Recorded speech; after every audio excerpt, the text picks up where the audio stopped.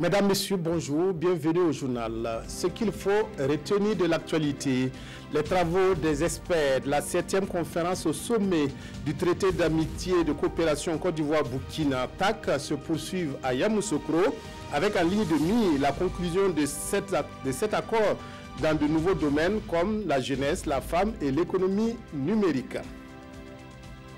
Des villages du Laos engloutis par la rupture d'un barrage en construction sur le fleuve Mekong qui a fait des centaines de disparus et 17 morts. Les pluies de la mousson que connaît l'Asie sont à l'origine de cette catastrophe naturelle puisque des milliards de mètres cubes d'eau ont été recueillis. 7 nouveaux projets de coopération entre le Burkina et la Côte d'Ivoire sont examinés à Yamoussoukro à l'occasion du 7e traité d'amitié et de coopération entre les deux pays.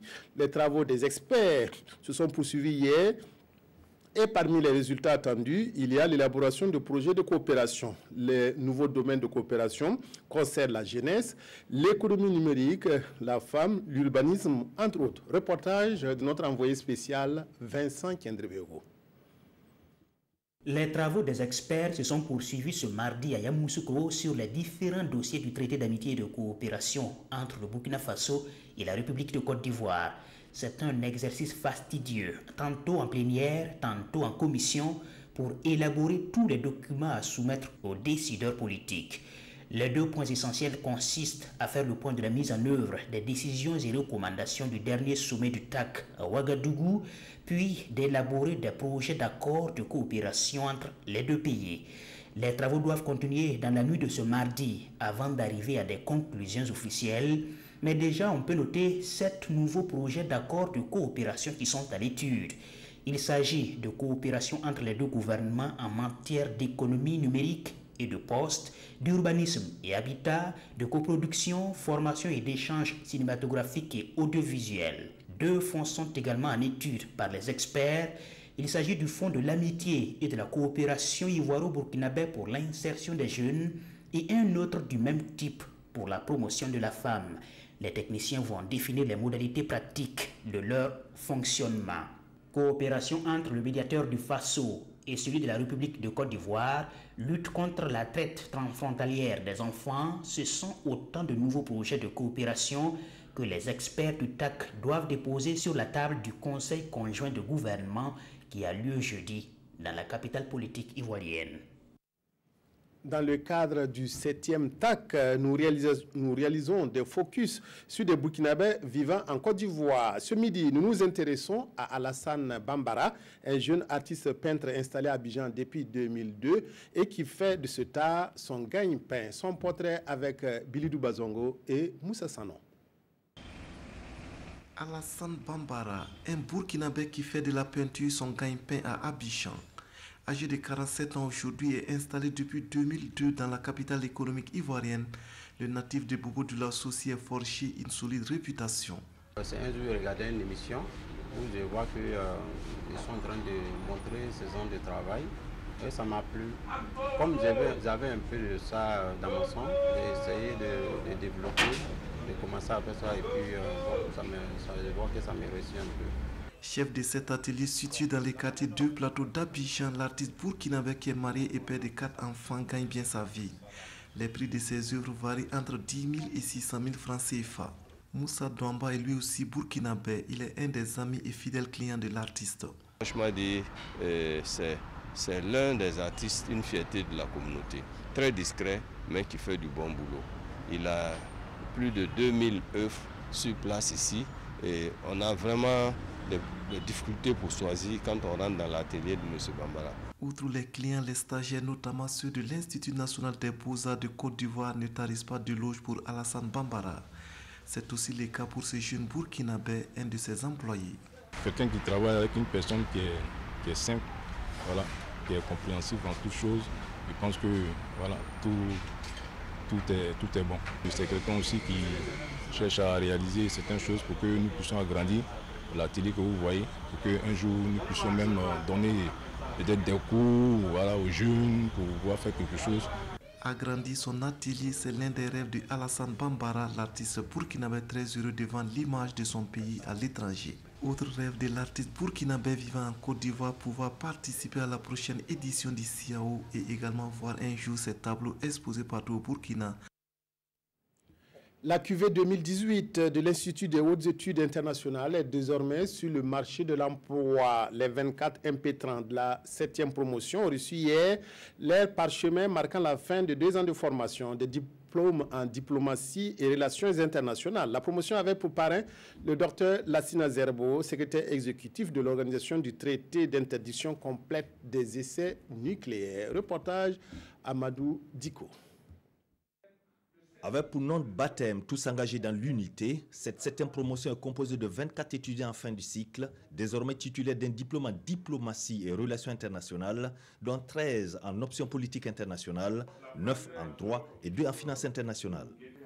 Une nouvelle génération de diplomates qui aura pour défi à relever les impératifs du moment qui s'énoncent en termes de cohésion sociale, la lutte contre le terrorisme et la relance économique. On va les inviter à s'abreuver donc à la nouvelle politique, la diplomatie que le président du Faso, lorsqu'il a reçu les ambassadeurs et consuls généraux, comment il a décliné donc sa vision en matière de diplomatie. Et donc c'est important qu'il s'en imprègne, qu'il s'en inspire. Le parrain de cette 7e promotion a prodigué à ses filleuls des conseils professionnels et des valeurs à respecter qui leur seront utiles dans la poursuite de leur carrière. De voir l'intérêt national plutôt que l'intérêt individuel, c'est de ça qu'il s'agissait. Aussi de parler de l'humilité qui est connue des Burkinabés. C'est quelque chose qu'on a, quelque chose qu'on intègre, quelque chose qu'on cultive et quelque chose aussi qu'il faut distribuer. Pour le major de cette promotion, faire rayonner le Burkina Faso sur l'échiquier international fait partie désormais des priorités. Relativement aux ambitions, c'est de se mettre à la disposition de la diplomatie burkinabé, retravailler au rayonnement du Burkina Faso à l'extérieur. Cette 7e promotion, la 4e post-insurrection, a désormais la reconnaissance académique et institutionnelle pour exercer et mettre en valeur des connaissances acquises.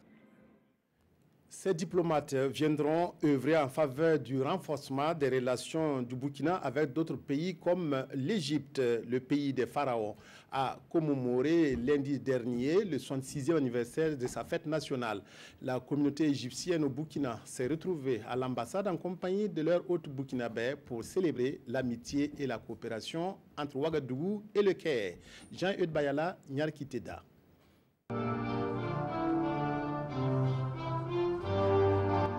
Toutes mobilisées à l'ambassade de l'Égypte, les communautés égyptiennes et burkinabés commémorent à l'unisson le 66e anniversaire de la fête nationale de l'Égypte.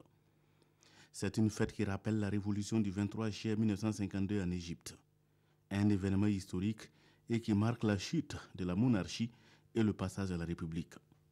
Il y avait une colonisation anglaise qui ont été déguerpies par un soulèvement populaire et à travers cela il y a eu la République. Et aussi cette période a été marquée par le renforcement des relations entre l'Égypte et ses pays frères du même continent africain. La célébration du 66e anniversaire donne l'occasion d'évoquer la relation bilatérale entre l'Égypte et le Burkina Faso. Et selon le ministre burkinabé des Affaires étrangères, cette coopération est au mieux de sa forme. La coopération entre le Burkina Faso et l'Égypte est une coopération qui se porte très bien. En témoigne donc la relation privilégiée entre les deux chefs d'État et c'est une coopération aussi avec des choses concrètes. Donc nous disons merci à l'Égypte pour ce beau geste au niveau du G5 Sahel et nous disons merci également pour tout ce qui est fait au niveau bilatéral. Après la révolution de juillet 1952, il aurait fallu attendre encore 63 ans pour que le peuple égyptien se soulève à nouveau contre le gouvernement théocratique en 2015 pour proposer des réformes. De nos jours, l'Égypte compte 91 millions d'habitants. Il est le 3e pays le plus peuplé d'Afrique après le Nigeria et l'Éthiopie. Suite de la session extraordinaire de l'Assemblée nationale, hier, la séance plénière a examiné 2 projets de loi introduits par le gouvernement demandant l'autorisation d'accords de prêt avec la Banque mondiale et la Banque ouest-africaine de développement BOAD. Ces accords de financement serviront à la production et surtout au transport de l'énergie. Les 2 projets de loi ont été adoptés à l'unanimité. Kuala Nebié, Pascal Kane. C'est à l'unanimité que l'Assemblée nationale a adopté les 2 projets de loi autorisant le gouvernement à ratifier des accords de prêt avec la Banque mondiale et la Banque ouest-africaine de développement. Le premier accord de prêt avec la Banque mondiale servira au financement des réformes du secteur de l'énergie en améliorant notamment les finances et la gouvernance dans le secteur. Le second accord de prêt avec la BOAD servira au financement partiel d'un projet de renforcement du réseau interconnecté. À terme, c'est l'amélioration de la production et la distribution de l'énergie qui est recherchée. Il était important donc, que nous puissions augmenter donc, l'ossature de ces lignes-là. Et c'est ce qui a été fait. Et donc, il y aura donc les lignes au niveau donc, de Ouaga pour faire la boucle à 90 kV. Et aussi la ligne Zaktouli-Koudgou qui va passer aussi à 90 kV. Et ces lignes-là permettront pour ce qui est de Koudgou, vu qu'il y aura une centrale de 20 MW là-bas, de pouvoir donc ravitailler Ouaga. Et aussi donc pour la boucle, c'est de pouvoir donc fluidifier. Et l'un dans l'autre, ces projets vont permettre donc d'améliorer l'accessibilité donc de nos populations donc à une énergie qui soit sûre et aussi permettre à ce que dans le cadre donc des interconnexions avec donc les différents pays, que le Burkina Faso puisse avoir une ligne qui soit suffisamment forte et qui permette vraiment d'avoir une énergie donc en continu. L'accord de prêt avec la Banque mondiale s'élève à 27 milliards de francs CFA, soit 12 milliards 500 millions de francs CFA sous forme de dons et 25 milliards sous forme de prêts. Celui de la BOAD est un prêt qui s'élève à 9 milliards 500 millions de francs CFA. L'épouse du président du Faso, Sika Kaboré, a organisé ce matin une conférence de presse autour de la tenue début août du séminaire régional de haut niveau sur la promotion de la sensibilisation à la lutte contre le cancer. La rencontre se penchera aussi sur les programmes de plaidoyer dans les États membres africains de l'Organisation de coopération islamique OCI. La présence des premières dames des pays membres de l'organisation devrait donner un cachet particulier à cette rencontre et un virage important à la lutte contre le cancer. Yacouba Gamene, Nathalie Savadogo. L'information principale de cette conférence de presse, c'est la tenue du 1er au 2 août prochain de ce séminaire de haut niveau sur la promotion de la sensibilisation à la lutte contre le cancer et le programme de plaidoyer dans les États membres de l'Organisation de coopération islamique OCI. Ce séminaire verra la participation des premières dames des pays membres de l'OCI et la première dame du Soudan et l'invité spécial du Burkina Faso au regard de son expérience et son engagement aux côtés de son époux dans la lutte contre le cancer. Les premières dames conduiront des délégations d'experts, auxquelles s'ajoutent des personnalités de l'Agence internationale de l'énergie atomique, AIEA, des experts de l'Organisation mondiale de la santé, OMS, et des partenaires de l'Arabie saoudite et de la Turquie. Ce séminaire régional va se dérouler sur 2 jours, avec pour principal objectif de renforcer les capacités des premières dames en matière de leadership et de plaidoyer pour la promotion de la sensibilisation à la lutte contre le cancer et les programmes de plaidoyer dans les pays membres du groupe Afrique de l'OCI. Il s'agira spécifiquement pendant ces 48 heures de présenter l'état des lieux du fardeau croissant du cancer dans les pays membres du groupe Afrique de l'OCI, d'identifier les voies et moyens par lesquels les premières dames peuvent renforcer leur rôle de leader pour lutter efficacement contre le cancer et sauver des vies dans le cadre des politiques sanitaires de leurs pays respectifs.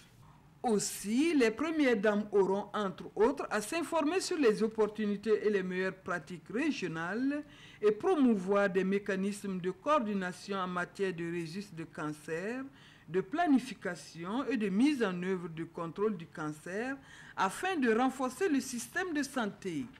Le comité espère que cette rencontre de Ouagadougou va marquer un tournant décisif dans la lutte contre le cancer dans les pays concernés. Une séance de plaidoyer en faveur du karité a eu lieu hier à Léo, dans la Sicile, à l'initiative de l'ONG Tri-Aid. Les acteurs de la filière karité et ceux du monde rural ont identifié les problèmes qui causent l'extinction des karités. Il s'agit au nombre de ces causes, de cette disparition, de la coupe du bois, de la faiblesse de l'application des réglementations et du vieillissement des peuplements de karité. La rencontre a donc évoqué des solutions pour sauver le karité. Reportage à Léo, Issa Kafando, Ismaël Djiloma Sirima. Les arbres de karité du Burkina se meurent et cela a atteint un seuil critique selon l'ONG Tri-Aid. Des chiffres du Centre pour la gouvernance forestière montrent qu'en 1960, on comptait plus de 200 pieds de karité par hectare. Et de nos jours, on compte moins de 11 pieds par hectare. Il faut ensuite que ceux qui sont chargés des contrôles soient sans complaisance.